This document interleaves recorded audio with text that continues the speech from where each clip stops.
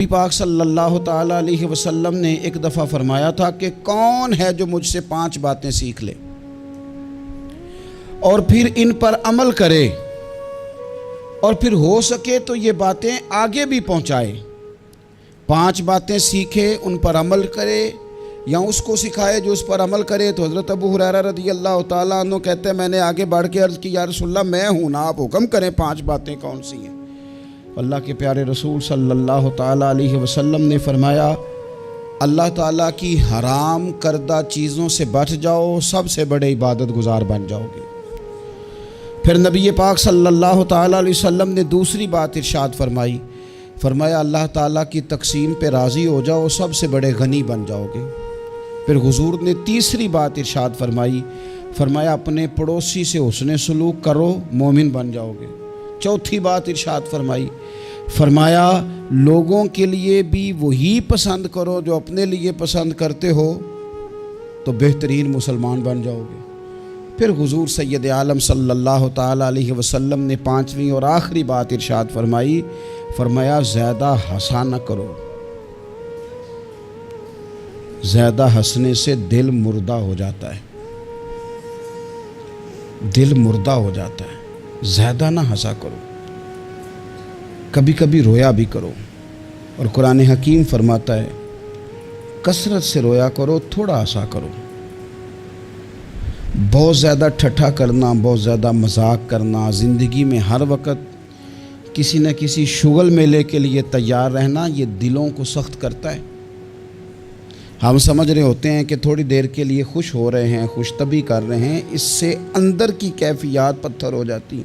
یہ حضور خود ارشاد فرماتے ہیں الجھے ہوئے لوگوں سے گریزاں نہ ہوا کر، اور حالات کی قبروں کے یہ کتبے بھی پڑھا کر، ہر وقت کا ہنسنا تجھے برباد نہ کر دے، تنہائی کے لمحوں میں کبھی رو بھی لیا کر۔ کبھی کبھی رونا بھی چاہیے، اور رونا کئی دفعہ بڑا فائدہ دیتا ہے۔ عاشق دا کامی رونا تونا ہے تے بنا رویوں نہیں منظوری، اے عاشق سدا ہی روندے رہندے پاویں وصل ہوئے تے پاویں دوری۔ تو ان 5 باتوں کو ضرور یاد رکھیں، یہ انسان کو بڑا فائدہ دیتی ہے۔ سیدنا فاروق اعظم رضی اللہ تعالیٰ عنہ کی بات عرض کر رہا تھا، انہوں نے کچھ اسی طرح سے انہی چیزوں میں انہوں نے اپنے آپ کو تھوڑا سا مضبوط کر لیا تھا۔ میں نے قرآن پاک کی ایک آیت کریمہ تلاوت کی ہے، اللہ فرماتا ہے ان الذین آمنوا وعملوا الصالحات، وہ لوگ جو ایمان لائے اور ایمان لانے کے بعد پھر انہوں نے نیک کام کیے، اولئک ھم خیر البریہ۔ ایمان اور نیک اعمال، جن لوگوں نے ان 2 باتوں کو اپنا لیا، نہ مال کی بات کی، نہ اقتدار کی بات کی، یہ اس موقع پر علم کی بات بھی نہیں کی، ایمان اور اعمال صالحہ، فرمایا جو 2 ان باتوں پر عمل کر لیں اولئک ھم خیر البریہ، فرمایا یہ لوگ ساری مخلوق سے بہتر ہیں۔ بہترین آدمی ہوتا ہے جس کا ایمان پکا ہو، اعمال درست ہو۔ سادہ معنی یہ ہے کہ عقیدہ ٹھیک ہو، عمل کی اصلاح ہو۔ بہترین لوگ ہیں، ایک ایمان ہو، دوسرا اعمال صالحہ ہو۔ 2 چیزیں میسر ہو گئیں تو بڑی ساری چیزیں بہتر ہو جائیں گی۔ سب سے پہلی بات سیدنا فاروق اعظم کی زندگی میں جو بہت زیادہ ملتی ہے وہ اپنی اصلاح کی کوشش کرنا، خود احتسابی، اپنا حساب کرنا ہے۔ جو لوگ ساری زندگی اپنا حساب نہیں کرتے ان کے پاس بچتا کچھ نہیں۔ پہلی بات تو یہ ہے کہ ہم ساری زندگی دوسروں کا حساب کرتے رہتے ہیں، نتیجہ یہ برآمد ہوتا ہے کہ بہت سارے لوگ آگے گزر جاتے ہیں اور ہم حساب کتاب میں رہ جاتے ہیں۔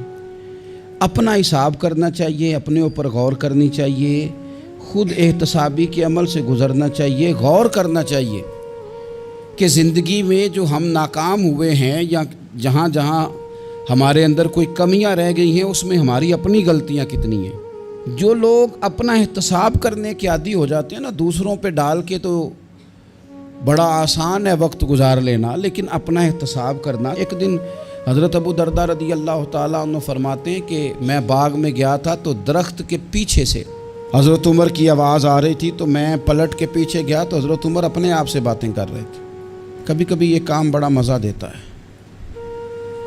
اور حضرت عمر اپنے آپ سے باتیں کرتے تھے، کہتے تھے خطاب کا بیٹا اور امیر المومنین، واہ بھائی واہ، کیا بات ہے تیری، خطاب کا بیٹا اور امیر المومنین، اپنا احتساب کر رہے تھے۔ اور درجنوں اور بیسیوں جگہ آپ نے یہ لفظ ارشاد فرمائے کہ میں تو اونٹ چرانے والے کا بیٹا ہوں۔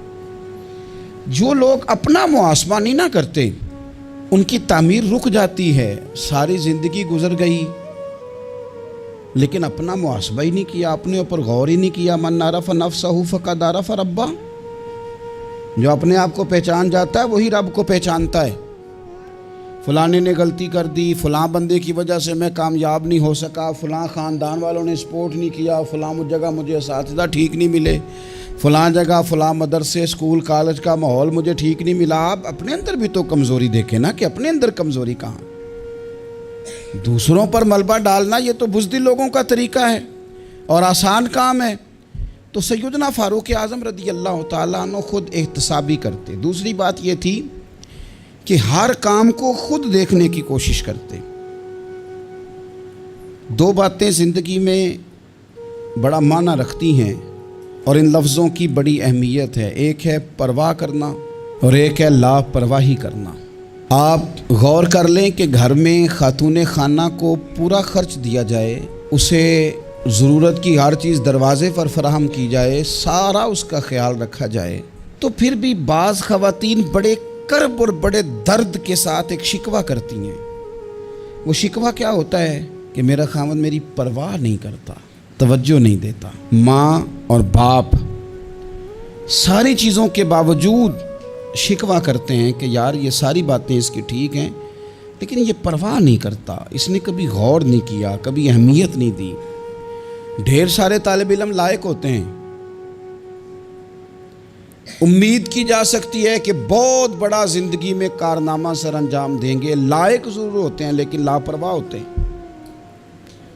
اللہ نے انہیں قدرتی صلاحیت دی ہوتی ہے، رب تعالیٰ نے انہیں وسعت دی ہوتی ہے حافظے میں، لیکن وہ ایک لاپرواہی کی وجہ سے اپنی زندگی کی ساری خوبیاں ضائع کر دیتے، پرواہ نہیں کرتے، جو کام ضروری ہوتا ہے اس پر توجہ نہیں دیتے۔ تو پھر یہ بھی ایک ناشکری ہوتی ہے کہ اللہ نے اتنا حافظہ دیا، سمجھ دی اور پرواہ نہیں کی، تو ٹھیک ہے پھر نکمے لوگ کامیاب ہو جاتے ہیں جن کو یہ نکمے سمجھتے تھے، اور یہ پیچھے رہ جاتے ہیں۔ پرواہ اور لاپرواہی یہ بڑا اہم کام ہے۔ حضرت سیدنا فاروق اعظم رضی اللہ تعالیٰ عنہ کی خوبصورت زندگی میں آپ کو ایک چیز ملے گی کہ وہ بہت زیادہ خیال رکھنے والے آدمی تھے، یعنی ہر چیز کو خود دیکھنا ہے۔ گورنر مقرر کر دیا تو اب گورنر مقرر کر کے وہ بالکل خود لا تعلق نہیں ہو جاتے تھے صوبے سے، گورنر مقرر کیا ہے، اب گورنر کی نگرانی کرنی ہے کہ وہ کام ٹھیک کر رہا ہے کہ نہیں کر رہا۔ اب باقی لوگوں سے پوچھنا ہے علاقے میں جا کے کہ تمہارے گورنر کا تمہارے ساتھ کیا رویہ ہے۔ بلکہ حضرت عثمان غنی رضی اللہ تعالیٰ عنہ تو یہاں تک فرماتے ہیں اگر مال غنیمت کے کبھی اونٹ چلے جاتے تھے نا، 22 لاکھ مربع میل کا حکمران، لوگوں کا پروٹوکول نہیں ہو جاتا بہت زیادہ، لیکن 22 لاکھ مربع میل پر حکومت کرنے والا شخص مال غنیمت کے اونٹوں کو بھی خود سنبھالتا تھا۔ تو ہم سمجھتے ہیں یہ چھوٹا سا کام ہے، میں کیوں کروں، میں نے اتنے بندے مقرر کر دیا وہ کر دیں گے۔ یاد رکھنا دریا میں اکٹھے بند نہیں ٹوٹا کرتے، پہلے تھوڑا سا سوراخ آتا ہے، اس کی نگرانی نہیں ہوتی تو پھر سارا بند ٹوٹ جاتا ہے۔ ہم چھوٹی چھوٹی لاپرواہیاں شروع کرتے ہیں تو اس سے نقصان بڑھ جاتا ہے۔ اپنی زندگی میں کبھی لاپرواہ نہ بنیں، مزاج اس طرح کا بنائیں کہ کاموں پر توجہ کریں۔ سیدنا فاروق اعظم رضی اللہ تعالیٰ عنہ خلیفہ بننے کے بعد سونا بہت کم کر دیا تھا، کوئی اور مصروفیت نہیں رکھتے تھے، اپنے ہر کام پر خود توجہ۔ کئی دفعہ بہت سارے لوگوں سے ہم کام لیتے ہیں پر اتنا زیادہ ان کو کہنا پڑتا ہے، بار بار بتانا پڑتا ہے، سکھانا پڑتا ہے کہ کئی دفعہ بندہ سوچتا ہے خود ہی کر لیتا تو اچھا تھا۔ تو جب کام کرنا بھی ہے تو 100 دفعہ کہنے سے بھی کرنا ہے، تو ایک دفعہ کہنے سے بھی کر ہی لینا ہے۔ تو کام پر خاص توجہ دینا یہ سیدنا فاروق اعظم رضی اللہ تعالیٰ عنہ کا طریقہ تھا۔ تیسری بات یہ تھی حضرت عمر میں مشاورت کے بڑے قائل تھے۔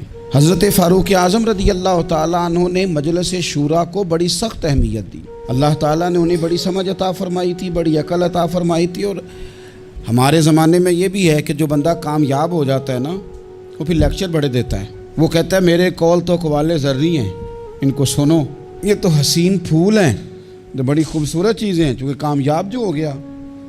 اب وہ بجائے عاجزی کے بعض اوقات ایسے لوگوں کے لفظوں کے اندر تکبر کی بدبو محسوس ہوتی ہے, بو آتی ہے کہ یار یہ کامیاب ہو گیا تو اب یہ مشورے دے دے مار رہا ہے. سیدنا فاروق اعظم اتنے بڑے آدمی تھے, پر رائے لیتے تھے, مشورہ لیتے تھے, صحابہ سے پوچھتے تھے, مشاورت کرتے تھے.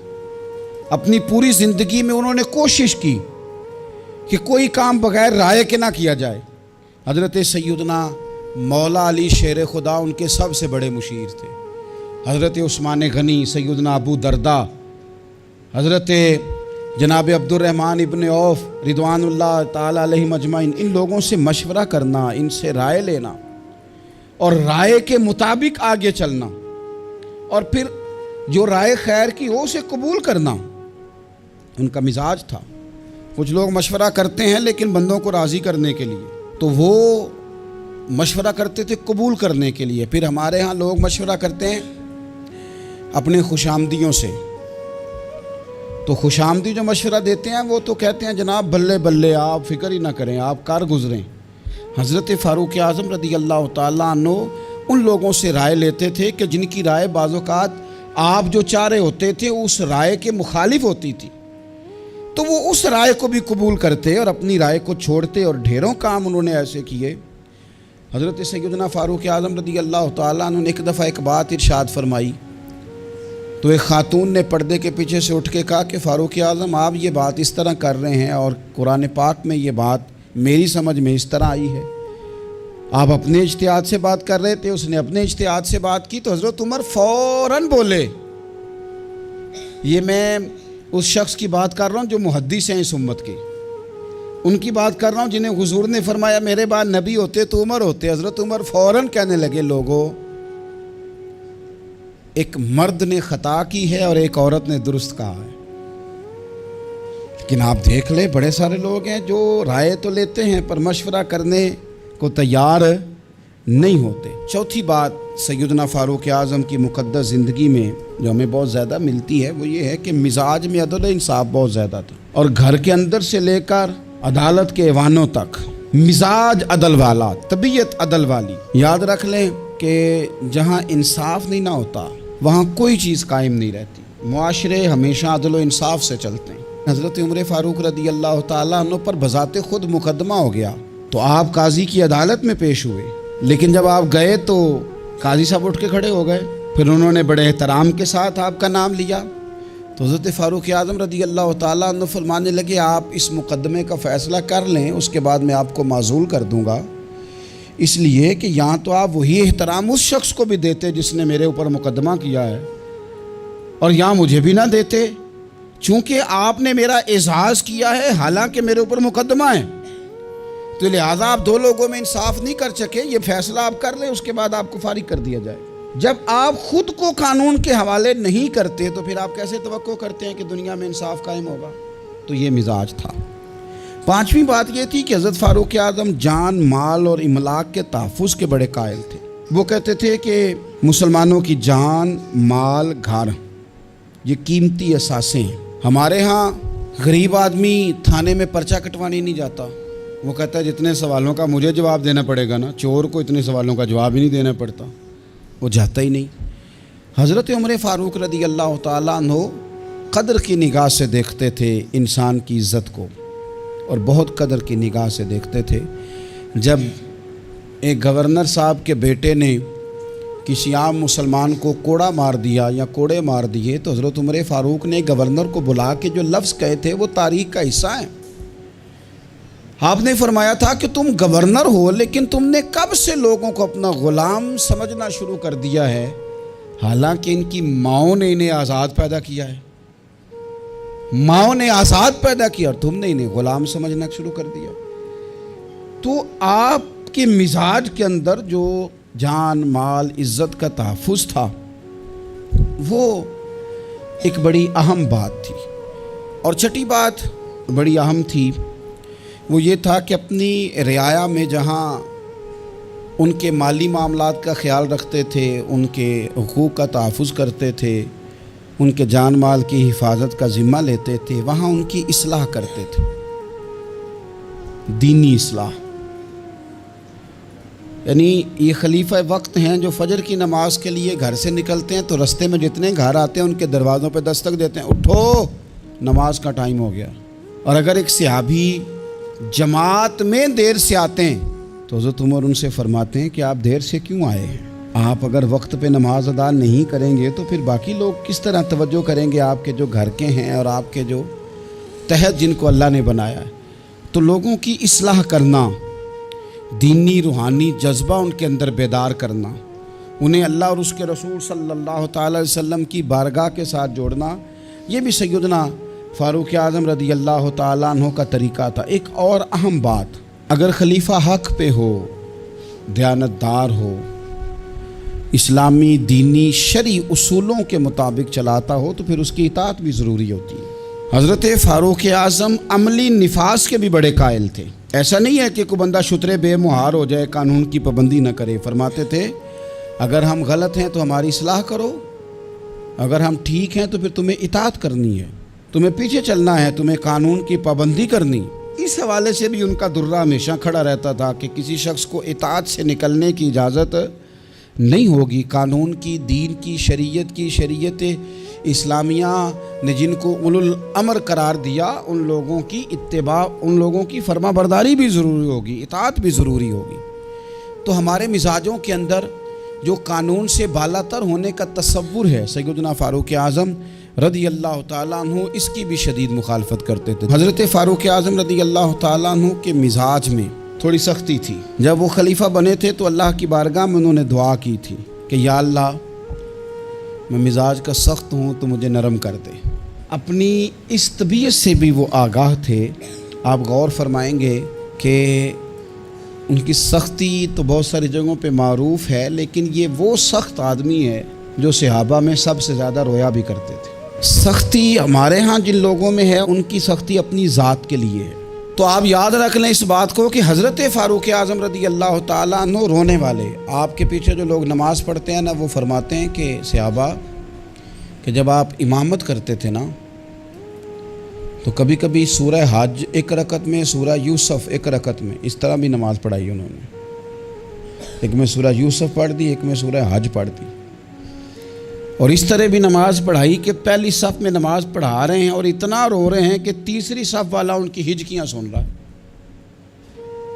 میں نے کہا نا، بڑے عرصے کے بعد یہ شعر مجھے یاد آیا کہ الجھے ہوئے لوگوں سے گریزاں نہ ہوا کر، حالات کی قبروں کے یہ کتبے بھی پڑھا کر، اور ہر وقت کا ہنسنا تجھے برباد نہ کر دے، تنہائی کے لمحوں میں کبھی رو بھی لیا کر۔ تو حضرت فاروق اعظم ڈھیر سارا رونے والے۔